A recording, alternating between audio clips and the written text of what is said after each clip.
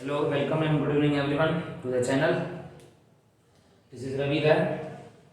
अपने next batch RM 2.0 batch जो हमारा चल रहा है अकाउंटेंसी 2023-2024 के लिए रिवीजन बैच, उसमें पार्टनरशिप हमारी 36 मार्क्स से बच्चों कंप्लीट हो गई है। तो अब हम बातचीत करेंगे कंपनी अकाउंट्स को छोड़ के फाइनेंशियल पे। फाइनेंशियल के जो पूरा बोर्ड में वेटेज है वो सेपरेट पार्ट में आता है, पार्ट बी में 20 मार्क्स का इसका वेटेज है, तो उस पर हमारा फोकस रहेगा।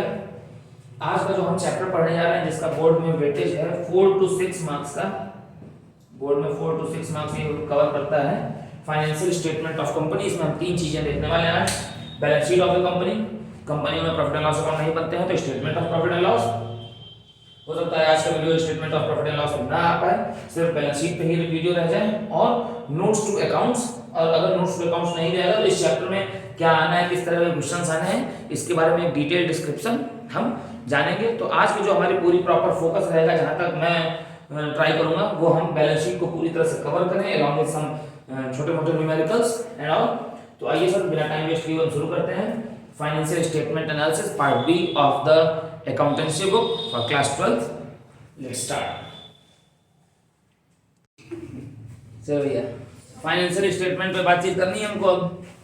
तो financial statement of a company जो है वो तुम्हारी अकाउंटिंग की बुक की कौन सा पार्ट है, ये अलग से सेपरेट आएगा पार्ट बी नाम से पेपर में। इसका वेटेज कितना होगा, इसका वेटेज होगा पूरी बुक का 20 मार्क्स।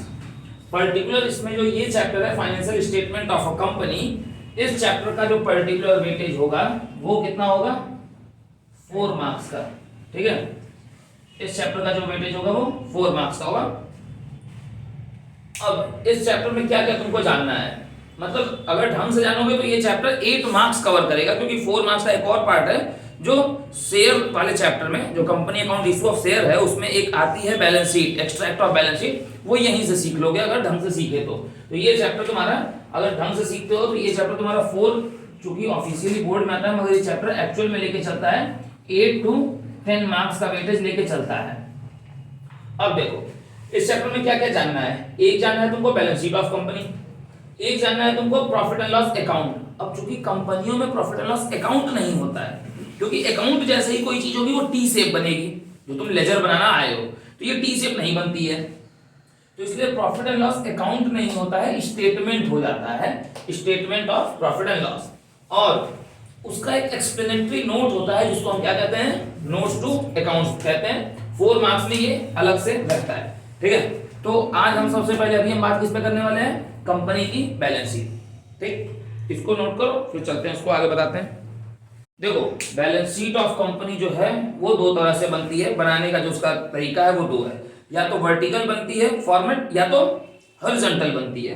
तो 11th में जो पूरा बना हो वो हॉरिजॉन्टल बैलेंस शीट बनाए हो, पार्टनरशिप में जो पूरी बैलेंस शीट बना हो वो हॉरिजॉन्टल बैलेंस शीट बना। हॉरिजॉन्टल बैलेंस शीट ऐसे बनती है, ऐसे इस तरह की जब लाइन होती है तो इसको हॉरिजॉन्टल लाइन कहते हैं। तो कि हमारी बैलेंस शीट ऐसे ही बनी है ना, तुमने इधर एक तरफ लिखा है लायबिलिटीज और दूसरी तरफ लिखा है एसेट्स। वर्टिकल जो बैलेंस शीट होती है वो ऐसे बनती है, ये सीधी खड़ी लाइन। अब जो कंपनी की बैलेंस शीट है वो वर्टिकल है, ऐसे। अब इसको 2 पार्ट में डिवाइड कर दो, जैसे ये बैलेंस शीट तुमने ऐसे 2 पार्ट में डिवाइड की थी ना, ये ऐसे 2 पार्ट में कर दो। ऊपर की जो साइड हो जाएगी वो तुम्हारी क्या हो जाएगी, लायबिलिटीज की हो जाएगी, और नीचे की क्या हो जाएगी, एसेट्स की। अब तुम जब 11th में रहे होगे तुमने वो चैप्टर पढ़ा होगा अकाउंटिंग इक्वेशन, तो पढ़ा था assets is equal to liabilities plus capital. तो कैपिटल को, चूंकि कंपनी फॉर्मेट है तो स्टैट्यूटरी फॉर्मेट है, तो कैपिटल के लिए क्या वर्ड यूज होता है, कैपिटल 2 तरह की होती है ना, ओनर्स फंड और बोरोवर्स फंड, 11th में बिजनेस स्टडीज में पढ़ा हुआ है। तो इक्विटी एंड लायबिलिटीज करके एक पार्ट होता है और एसेट्स करके दूसरा पार्ट होता है। अब वर्टिकल शेप के साथ साथ एक और चीज इसमें जानते हो, जगह तो नहीं मगर मैं बता दे रहा हूं, कंपनी के बैलेंस शीट बनाने के ऑर्डर 2 होते हैं, मतलब कोई भी बैलेंस शीट बनाने के। 11th में ये भी पढ़ा होगा फाइनेंशियल स्टेटमेंट चैप्टर में, ऑर्डर ऑफ परमानेंस और ऑर्डर ऑफ लिक्विडिटी। ठीक, 2 ऑर्डर हैं, ऑर्डर ऑफ परमानेंस और ऑर्डर ऑफ लिक्विडिटी। 11th में ये पढ़ा हुआ है। कंपनी की बैलेंस शीट किस ऑर्डर पे बनती है, ये सबसे बड़ा सवाल है। कोई भी देखो, तुम्हारी आदत तो रही है कोई भी ऑर्डर बना देने की, और हम एग्जाम्स में हम चेक भी कर रहे हैं, अगर बैलेंस शीट टैली है तो नंबर मिल भी जाते हैं। जरूरी नहीं है कि लिक्विडिटी पे ही एग्जैक्टली एकदम हूबहू लिक्विडिटी पे ही बने या हूबहू ऑर्डर ऑफ परमानेंस पे ही बने, कंपल्सरी नहीं है। पूरी पार्टनरशिप तो ऐसे ही करते हुए आए हो। कंपनी की बैलेंस शीट उसी ऑर्डर पे बनती है, उसी ऑर्डर पे बननी चाहिए, उसमें कोई इफ बट लेकिन ऊंच नीच नहीं चलेगी, एकदम डिट्टो। पर वो ऑर्डर क्या होता है? वो ऑर्डर होता है sir order of permanence. Order of permanence का मतलब ये होता है कि जो लीस्ट लिक्विड एसेट हैं वो सबसे ऊपर लिखे जाएंगे, या जो लीस्ट लिक्विड लायबिलिटीज हैं वो सबसे ऊपर। एस लिक्विडिटी का मतलब क्या होता है? कन्वर्टिबिलिटी इनटू कैश, या जल्दी से जल्दी पे हो जाना। तो ऐसे एसेट जो तुरंत कैश में कन्वर्टिबल हैं वो सबसे अंत में, और ऐसे एसेट जिनको कैश में कन्वर्ट होने में सबसे लंबा समय लगेगा वो सबसे पहले।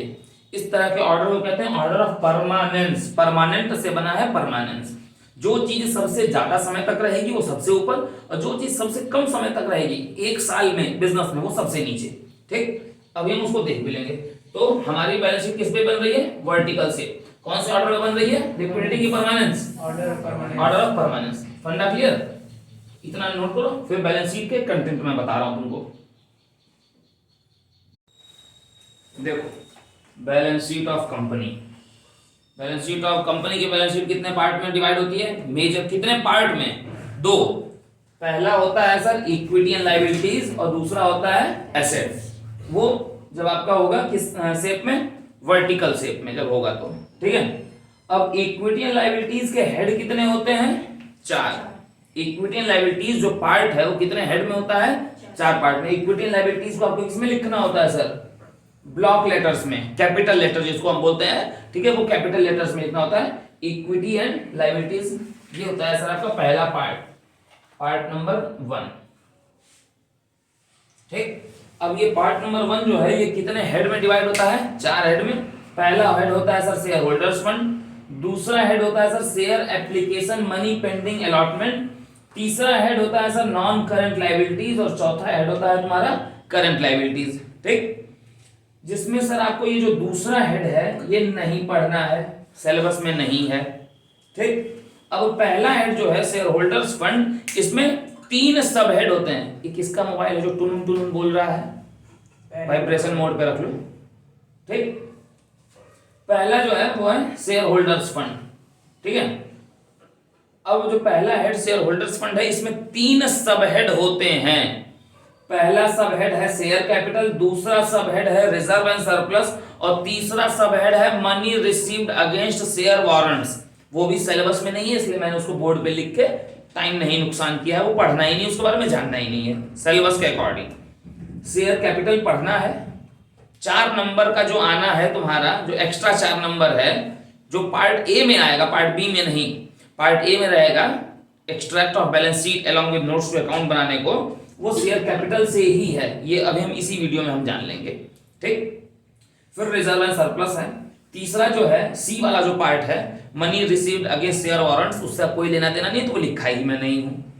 Share application money pending allotment आना नहीं है, ये भी भूल जाओ। तीसरा जो हेड है नॉन करंट लायबिलिटीज, इसमें 4 सब हेड हैं। कितने हैं? 4। ठीक, जो पहला सब हेड है वो है लॉन्ग टर्म बोरोइंग्स। बी वाला जो है वो तुम्हारा क्या है? डेफर्ड टैक्स लायबिलिटीज नेट, वो भी नहीं है सिलेबस में, तो इसलिए बी नहीं मैंने लिखा है। सी वाला जो है वो है तुम्हारा other long term sorry other non current liabilities, वो भी नहीं है, तो वो भी मैंने नहीं लिखा है। और जो चौथा है डी वाला लॉन्ग टर्म प्रोविजंस, वो है सिलेबस में। तो जो जो सिलेबस में नहीं है वो नहीं लिखे हैं हम। ठीक है, तो ए है, बी और सी नहीं है, और फिर डी वाला जो पॉइंट है उसे जब तुम अपने बुक में बैलेंस शीट देखोगे तो बी और सी वाला पॉइंट सिलेबस में नहीं रहेगा। ठीक है, तो इतनी बात क्लियर हो गई कि ए रहेगा, बी और सी नहीं रहेगा, फिर डी रहेगा। ठीक, बी कौन सा पॉइंट है? बी वाला पॉइंट क्या है तुम्हारा? Deferred tax liabilities net. और सी वाला पॉइंट क्या है तुम्हारा? अदर, कौन सी? Other non current liabilities. फंडा क्लियर? वो दोनों नहीं पढ़ना है, उससे कुछ आना ही नहीं है। चौथा है करंट लायबिलिटीज, इसमें ये चारों हैं सिलेबस में। शॉर्ट टर्म बोरोइंग भी है, ट्रेड पेबल्स भी है, अदर करंट लायबिलिटीज भी है और शॉर्ट टर्म प्रोविजंस भी है। सर हम ये चैप्टर क्यों पढ़ रहे हैं? अभी एसेट्स का तो पूरा हिस्सा बाकी है, अब ये जान लीजिए चैप्टर क्यों पढ़ रहे हैं। अब जैसे एग्जाम में तुमसे क्या पूछेगा, जो 4 नंबर में इस चैप्टर से आना है वो क्या आना है। एग्जाम में तुमसे पूछ दिया फॉर एग्जाम्पल लूज टूल्स, ठीक है, लूज टूल्स, ठीक है, तो तुमको हेड और सब हेड इसका बताना होगा। लूज टूल्स किस हेड में आता है और अगर इसका कोई सब हेड है तो वो किस में आता है। तो लूज टूल्स, अब ये मेक श्योर की हमें मालूम हो, तो ये देखो लूज टूल्स मैंने इसलिए लिख भी दिया ना या बोल भी दिया मुंह से, ऐसे बहुत से नाम हैं, ठीक है, ये इसलिए जानना जरूरी है क्योंकि लूज टूल सबसे कॉमन आया हुआ है। अब लूज टूल्स किस में आता है, एसेट है कि लायबिलिटी है? एसेट है। कौन सा? अब एसेट में, एसेट के 2 पार्ट हमारे मान लो बनते हैं जब हम अभी पढ़ने आएंगे तो उसमें किस हेड का है किस सब हेड का है, ये हमको ऐसे कॉलम बना के लिखना पड़ेगा। सब हेड नहीं, पहले हम हेड लिखते हैं, सॉरी, पहले हम हेड लिखते हैं, ठीक, और फिर हम लिखते हैं सब हेड। तो लूज टूल्स का हेड क्या है? Current asset. लूज टूल्स किस में आएगा? करंट एसेट्स में आएगा। बच्चे थोड़े ज्यादा चालाक होते हैं तो वो सीए लिख देते हैं, वो सीए और सीएस मत लिखने लगना, करंट एसेट्स पूरा लिखना है, ठीक। और सब हेड क्या आएगा इसका? इन्वेंटरीज आएंगी। फंडा क्लियर सर? इसलिए ये चैप्टर का रेलेवेंस है बस, और इस चैप्टर ऐसे ही ये चीजें पूछेंगी और इसके आपको हेड और सब हेड। अब ये लूज टूल्स 1 नंबर में है, सही लिख दिए, 1 नंबर मिल गया, ठीक। फिर ऐसे ही कुछ और पूछेगा, मान लो तुमसे पूछ दिया वर्क इन प्रोग्रेस या कुछ प्रीपेड में कुछ पूछ दिया या आउटस्टैंडिंग में कुछ पूछ दिया, ठीक है, तो ऐसे कुछ भी पूछ, जैसे मान लो तुमसे पूछ दिया फॉर एग्जांपल, एक एग्जांपल उठाते हैं, इक्विटी शेयर कैपिटल, तो इक्विटी शेयर कैपिटल किस में आएगी? Share holders fund. हेड क्या होगा सर? Share holders fund. और सब हेड क्या होगा सर? शेयर कैपिटल का पार्ट है वो। फंडा क्लियर? ऐसे ही 4 नंबर में पूछना है, तो इसलिए हम ये चैप्टर जान रहे हैं, बस इसकी ये चीजें हैं, ठीक। चलो ये वाला इक्विटी लायबिलिटीज नोट कर लो, फिर एसेट्स वाला वैसे ही मैं बता दे रहा हूं तुमको। देखो भैया ये हैं एसेट्स के प्रकार। जैसे लायबिलिटीज में इधर मैं आ जाऊं, इक्विटी लायबिलिटीज में कितने हेड थे? 4। कौन कौन से?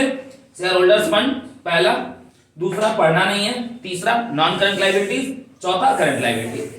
तो उसी तरह एसेट्स में कितने हेड हैं? सिर्फ 2, नॉन करंट एसेट्स और दूसरा करंट एसेट्स। 1 और 2 पे ध्यान देना। अब नॉन करंट एसेट्स जो हैं वो आपके 5 सब हेड में है। नॉन करंट एसेट हेड है और करंट एसेट हेड है, 2 हेड है। इन 2 हेड के सब हेड कितने हैं? जैसे नॉन करंट एसेट जो हेड है उसके सब हेड कितने हैं? 5। पढ़ने कितने हैं? सिर्फ 4, ए बी डी और ई। सी वाला नहीं पढ़ना है, ठीक है। ए वाला जो है वो है फिक्स्ड एसेट। फिक्स्ड एसेट जो सब हेड है इसके 4 सुपर सब हेड हैं, 4 सुपर सब हेड हैं, जिसमें से 2 ही पढ़ने हैं।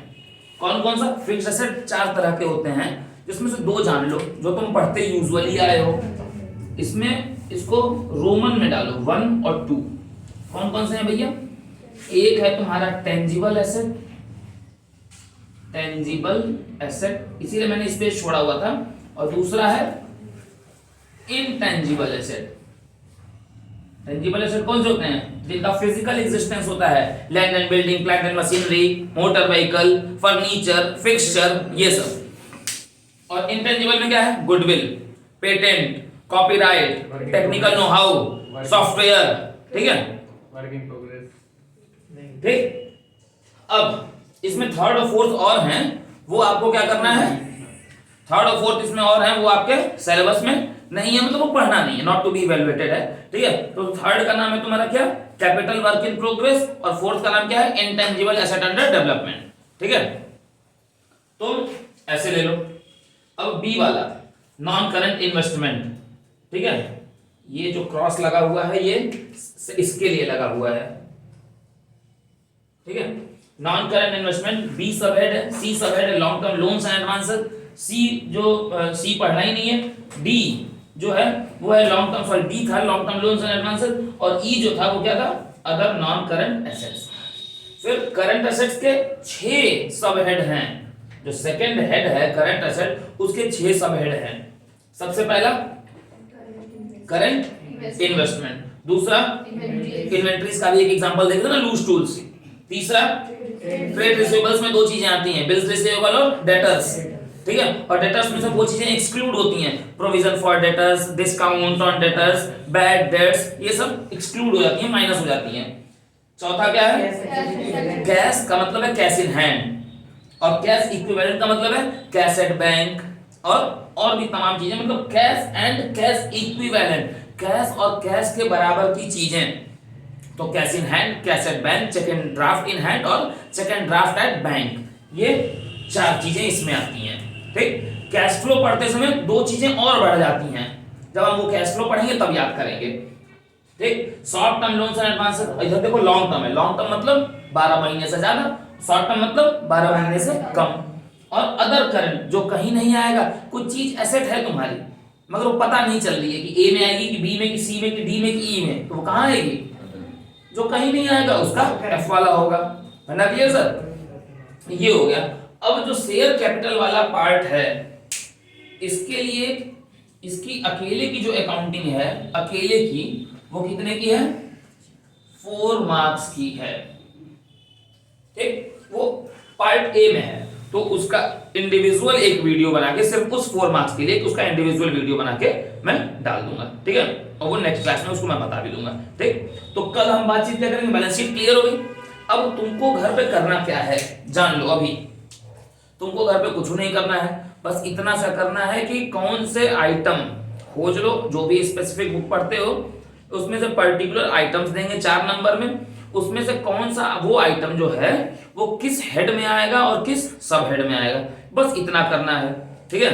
बोलो तो 10 आइटम्स को मैं तुमको ऐसे ही बता दे रहा हूं, ठीक है। ओरली मैं बोल रहा हूं, तुम उधर से या तो तुम खोज के आओ या 10 मिनट का टाइम लेके खोज लो, और फिर मैं इधर से पूछ रहा हूं, तुम उधर से ओरली मुझको क्या कर दो, आंसर दे दो, ठीक है। बस ठीक, इतना नोट कर लो, फिर आगे की बात कर ले रहे हैं, फिर खत्म कर दे रहे हैं। तो मैंने कुछ ये 8-10 पॉइंट नोट किए हैं, ठीक। मुझे बताते जाओ भैया, ठीक है। मैंने ये 10 पॉइंट यहाँ पे नोट किए हैं और तुम लोग भी बताते जाओ, मैं भी बताऊंगा अगर कहीं किसी का गलत होगा तो। सबसे पहला है लूज टूल्स। तो देखो लूज टूल्स किस में आएगा? Current asset and inventories. Loose tools का जैसे मार्कर कहाँ गए, ये ना, यहाँ पे हम लिख लेंगे आइटम्स, जैसे एग्जाम में आता है तो आइटम्स हम लिख लेंगे, यहाँ पे हम लिख लेंगे लूज टूल्स। एमएच मतलब हो गया मेजर हेड, तो मेजर हेड इसका क्या होगा? लूज टूल्स का करंट एसेट्स, ये सेकंड वाला हेड है। तो लूज टूल्स क्या हो गया सर आपका, क्या लिखोगे? करंट एसेट्स, ठीक है। और सब हेड लूज टूल्स इसमें किस में आता है? इन्वेंटरीज। ये करंट इन्वेस्टमेंट में आता है? नहीं, इन्वेंटरीज। इन्वेंट्री। तो सब हेड क्या होगा, किस में आएगा sir?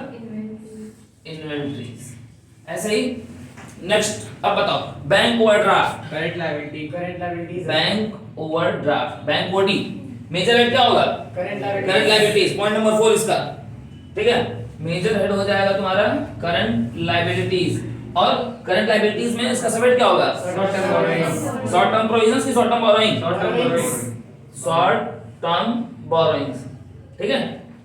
Next provision for tax, provision आ गया, प्रोविजन आते ही आपको लायबिलिटी पे ध्यान देना है। Provision for tax, provision for tax क्या है सर? करंट लायबिलिटी और शॉर्ट टर्म प्रोविजंस, ठीक है। उसके बाद मैंने लिखा हुआ क्रेडिटर्स। क्रेडिटर वैसे ही लायबिलिटी होती है, मालूम है। कौन सी लायबिलिटी? Creditors, current liability. किसका हिस्सा है? Trade payable. सब हेड क्या है? Trade payable. फिर इन्वेस्टमेंट इन डिबेंचर, ध्यान से सुनना, बहुत ध्यान से, 2 पॉइंट एक साथ बोलूंगा।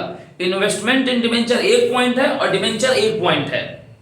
इन्वेस्टमेंट इन डिबेंचर 1 पॉइंट मैं बोल रहा हूं और डिबेंचर 1। इन्वेस्टमेंट इन डिबेंचर मतलब तुमने कहीं इन्वेस्ट किया है, तो ये क्या है तुम्हारा? एसेट है, और डिबेंचर क्या है? लायबिलिटी है। तो इन्वेस्टमेंट इन डिबेंचर का जवाब क्या दोगे? इन्वेस्टमेंट इन डिबेंचर का मेजर हेड क्या होगा? Non current asset. और नॉन करंट एसेट में ये कौन सा एसेट होगा? Non current investment. Non current investment, तुमने इन्वेस्ट किया है ना। और अगर सिर्फ डिबेंचर रहेगा तो लायबिलिटी, इक्विटी लायबिलिटीज में आएगा। कौन सी लायबिलिटी? Non current liability. कौन सी non current liability? Long term borrowing. वरना क्लियर?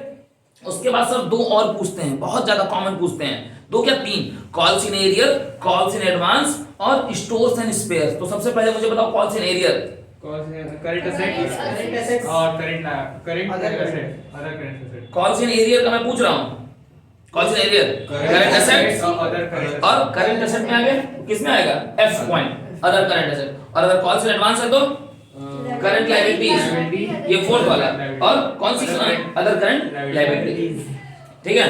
उसके बाद दो और बचते हैं मेरे पास है capital work in progress, capital work in progress. अब वर्क इन प्रोग्रेस का मतलब क्या है, काम बाकी है पूरा होने में, और कैपिटल नेचर का है, कैपिटल नेचर का मतलब एसेट का क्रिएशन है।